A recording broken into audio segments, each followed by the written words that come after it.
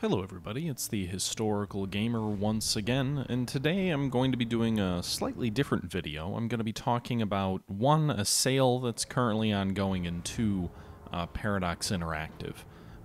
First off, I just want to announce, for those of you who might not be aware but might be interested, Matrix Games has a sale that's currently running on their website for almost all of their World War II games. There's various discounts. I think the percentage differs based on the game and whatnot, but basically their whole World War II catalog is on sale at the moment for D-Day. I believe it's on sale through the 10th because, again, of the anniversary of D-Day, which is today that I'm recording it. I think this will probably post tomorrow, so you'll have 3 days to get in on those sales if you're interested.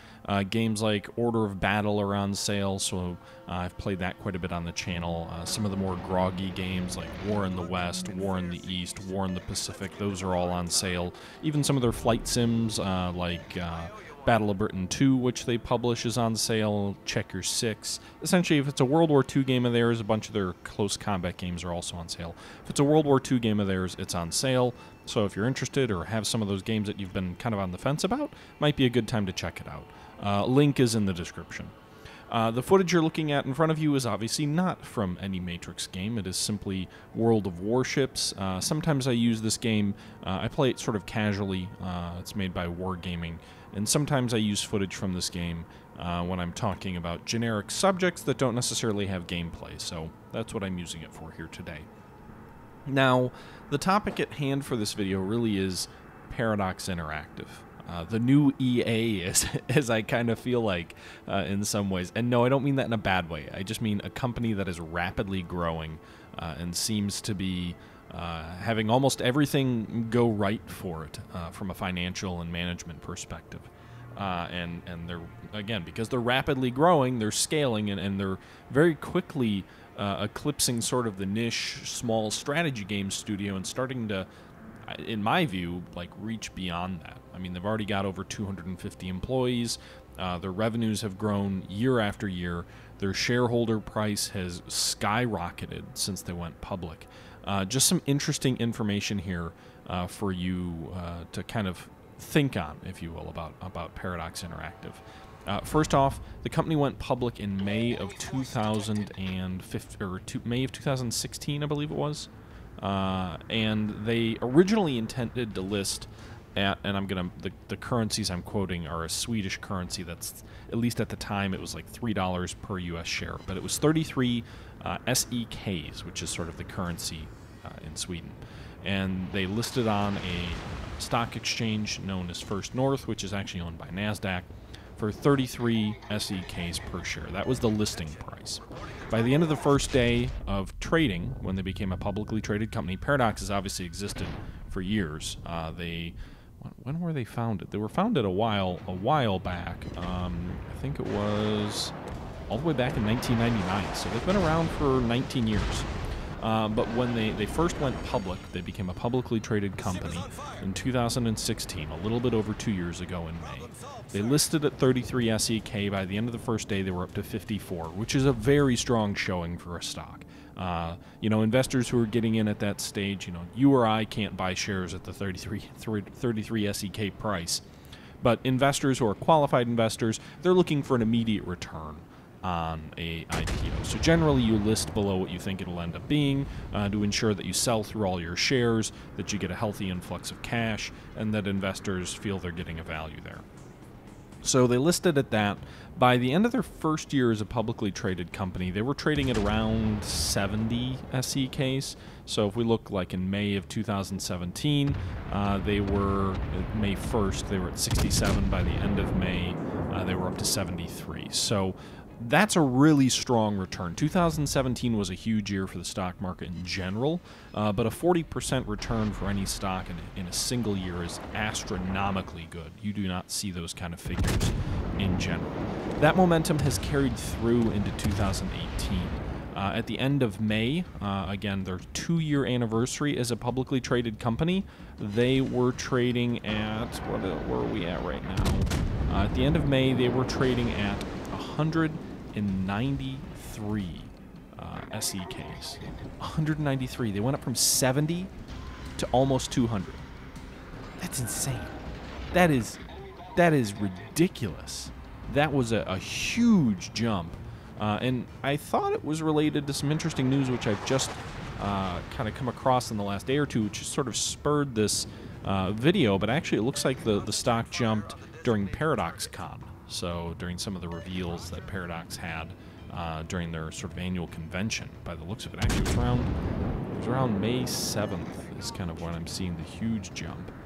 So actually, it was before Paradox Con. As I look through their press releases, I don't really see anything other than the fact that BattleTech came out at the end of April. BattleTech is a mech strategy game that a lot of people I've seen have been playing a lot. I haven't played it. I'm not really hugely into mech games, as sort of I think that breaks a rule on Kushin's Gaming's Discord. But I don't really see anything to correlate to that massive influx of their stock. But essentially, in April, the company had its stock go from, it had been trading at around, what was it, around 129. So they were still up, over 50. I hate to call them dollars because they're not, but for simplicity's sake, I will. Around 50 of their currency had been up since the previous year, but then in the span of just a few days, they jumped all the way up to 193. They peaked at somewhere around 220, I think it was. If I'm looking at their 52-week high, it was 234. But right now, they just closed today at 196. So, that's one of those things where I wish I was a qualified investor for that, and I had gotten some initial shares at 33 because, they're up over 5 times, over 6 times what they listed for just 2 years ago. 600% increase in the value of their company in 2 years. That is insane. That is phenomenal as far as company's performance is concerned. I don't want to go into all the details of their financials, just because I think I did like a State of Paradox last year or something like that. But safe to say, they published revenue figures all the way back to 2013. They had to publish revenue figures when they were listing as a public company for before they were public. But in 2013, their annual revenue was around 202 million of the Swedish currency. At least that's my understanding. It was 202, whatever I think it's in millions if I scroll through the financial charts here. Yeah, in millions of SEK. So their revenue was 202 million in 2013. Last year, 2017, it was 813 million. They've increased their total revenue by 4 times in the last 4 years. Between 2016 and 2017, their revenue went from 653 to 813. So again, better than a 25% increase in revenue in just the span of a year. And I think 2018 is off to a pretty good start as well because, again, they've announced that they're acquiring Harebrained Studios. They've announced they're acquiring the company for $7.5 million. They've also announced that they're going to be paying a royalty, essentially, of 25% of total revenue made by that company's games over the next 5 years, up to a maximum of another 7.5 million. So potentially the deal has a ability to be worth as much as $15 million, which again, for a gaming company that focuses on strategy games and strategy publishing, that's a lot of money. That's not a small chunk of change. And they're doing a lot of really interesting things. I've talked about how they're announcing a new Rome game, Paradox's Imperator Rome. They're acquiring Harebrained Schemes, which is the company that makes BattleTech. The developer of BattleTech is Harebrained Schemes. They're a company that's based in Seattle, or they were based in Seattle. They have between 50 and 100 employees, and they were just acquired for $7.5 million with an option for another $7.5 million. So quite a acquisition for Paradox, but that's not their only acquisition either. If we take a look at their actual investing in acquisition activity, they've been very aggressive over the last couple of years. In 2015, they published White Wolf Publishing. In 2017, in June, they purchased White Wolf Publishing. In June of 2017, they purchased Triumph Studio, and then just here in June of 2018, so it seems like kind of one a year. Over the last couple of years, they've purchased Harebrained Schemes. In addition to that, they also purchased 33% of Hardsuit Labs, which is another game developer company based in Seattle. Again, between 50 to 100 employees for them. Quite a interesting sort of I mean, Paradox is acquiring a lot of companies. They've acquired 3 companies in the last 3 years, and they've acquired a third of another company in that same period of time. So they're growing, they're expanding, they're looking for more partners that allow them to deliver on more sort of core IP. I think when we think of Paradox, we think of their sort of development arm. We think of Crusader Kings, we think of Europea Universalis, we think of Hearts of Iron, we think of Victoria, those types of games. And they're a publishing arm as well, and by acquiring these development studios, or in some cases publishers, that allows them to expand their core stable of games that generate revenue, but gives them more direct control than if they were just publishing. I think BattleTech was the interesting acquisition, which was just a few days ago. Again, this is a strategy mech game that has come out, and I've seen all sorts of videos and excitement, and most of the people in the strategy community that I follow have been really excited and playing the hell out of this game. Again, I'm not terribly into mechs, so I haven't, but it seems to be kind of a hit. Again, it's only been out for like a month, I think, now, so I haven't seen anything published anyway around like success or financials or anything like that.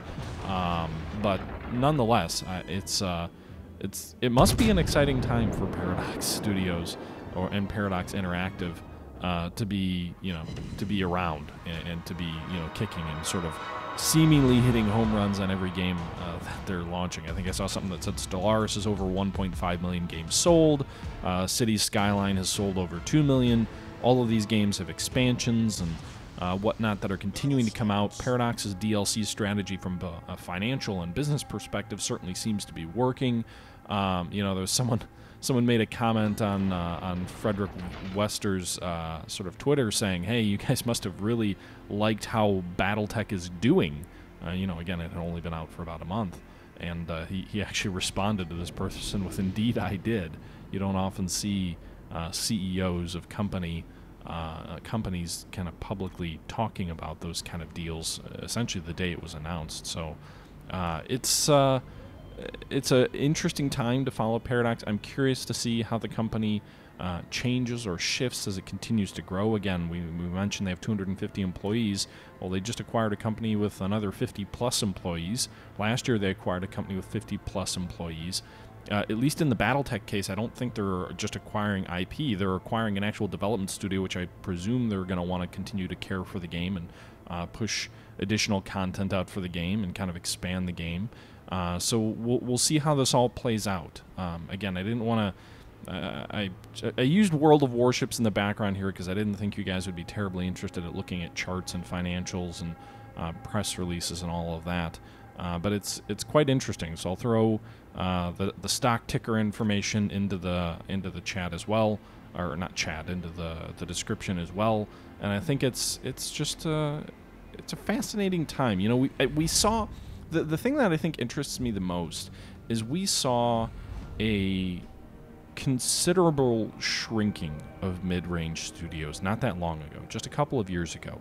Companies like THQ, which were not full-blown AAA studios. THQ's revenues, I'm sure, at the time they were releasing major titles on major platforms, but they weren't in EA, they weren't a Blizzard, they weren't the sort of the titans of the industry. And we saw a bunch of studios, THQ including, sort of really suffering. At one point, Square Enix was suffering, I think, before sort of their relaunch of the Tomb Raider series.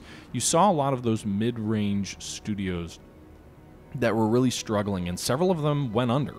And you see Paradox is, kind of bucking the trend. To me, it seemed like there was a period in, 2013 to maybe 2015 where it seemed like you were either a massive AAA studio that could afford the huge development costs that these games were costing to put out, or you were a small indie shop. Maybe you still needed a publisher. You could see the market becoming saturated, so you may have still needed a publisher, but you were a smaller sort of niche player like Matrix or Slitherine or maybe even Paradox at the time. You might have had some appeal, but in general, like you kind of stuck to your niche. And then if you were in the middle there, if you were trying to develop high-quality games for mass markets, but you weren't in sort of the pantheon of large studios, it seemed like you were really struggling to survive. And Paradox doesn't have the huge development costs of the type of games that they make that a massive FPS might take for a mid-range studio. So I don't know if that trend has changed, but they've certainly found a way to kind of break into that sort of I don't know if mid-range is the right way to describe it, but into that space that I thought seemed to be dying and obviously isn't. Just for point of reference, S800 SEK, which was Paradox's revenues last year, equates to just under $100 million of revenue for the year 2017. So that's a lot of money. It's relatively still, they're not a billion-dollar company if we compare them with someone like, I don't know, what's Blizzard's revenues for this last year? Are they publicly traded? Do they announce all that stuff?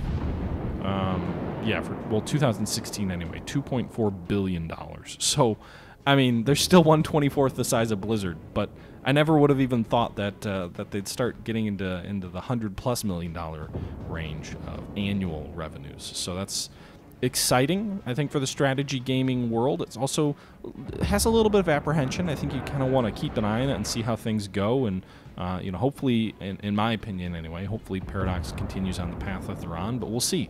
I know people have complained that the DLC model, you're paying tons and tons of money, but in my opinion, in my experience, if I'm getting a game that's constantly feeling like it's brand new and it's 5 years after development, I think it's more than fair to ask me to pay for 2 or 3 or 4 full-priced games over the span of 5 years if the game's going to continue to evolve and be developed.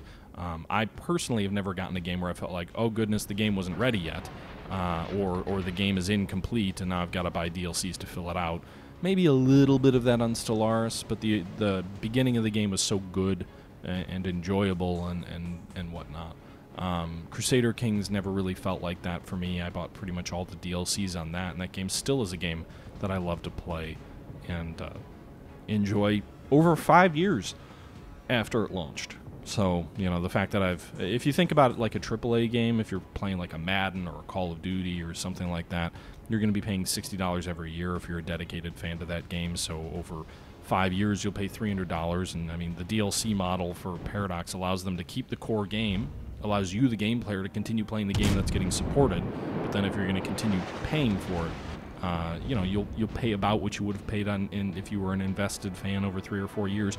And frankly, if you just wait for Steam sales, you can get those at a fraction of the cost and never come close to spending that much. So, anyway, that's another issue for another day. Nonetheless, the point that I was trying to make in this video, Paradox doing very well. Wish I had been an investor even a year ago, because you don't get a lot of opportunities to more than double your money and approach tripling your money in a year, which is what they've done for their investors. It's weird to try and invest in a stock on the First North Exchange because it's a Swedish-based exchange, which is kind of tricky for Americans to invest in, if it's even possible. I haven't really found a way. I'm sure there is. So long-winded way of me saying Paradox is doing really well. It's exciting to watch. It's exciting to see the strategy genre succeed and flourish as it has, not just in Paradox, but in many other examples across the industry over the last several years. Seems like we're seeing more and more RTSs kind of come out. Ancestors Legacy was, again, an interesting game to see coming down the pipe, and I don't know how well it's doing. I played it a little bit. It's enjoyable. I may do a little bit more on the channel. Yeah, Paradox doing well. Matrix has a World War II D-Day sale going on. Link is in the description if that's something that you're interested in. I don't get anything if you buy anything there. It's not an affiliate link. It's nothing like that. Just more of an awareness thing. Given the audience that watches my videos, I'm sure there are a fair number of you who might be interested in some of those titles. Anyway, guys, I hope you enjoyed this video. This was, again, something a little bit different. I do like to mix things up every once in a while and kind of talk about the business of gaming. And I think one of the neat things about Paradox going public a couple of years ago is the fact that now we have a lot more data about a core strategy game studio that we can discuss, because most of the other companies out there, like Matrix, they don't release their sales figures. They're a private company. They don't have to. We never have any visibility into those kind of studios to see how they're doing. And while Paradox is very different than Matrix, we have a window into the strategy gaming world with them being a public company now. So that's exciting. Anyway, guys, I hope you enjoyed this video. That's enough of me. I think I've said rambling multiple times, so I will just go ahead and sign out. And until next time, this is the Historical Gamer saying thank you for watching, and I'm out.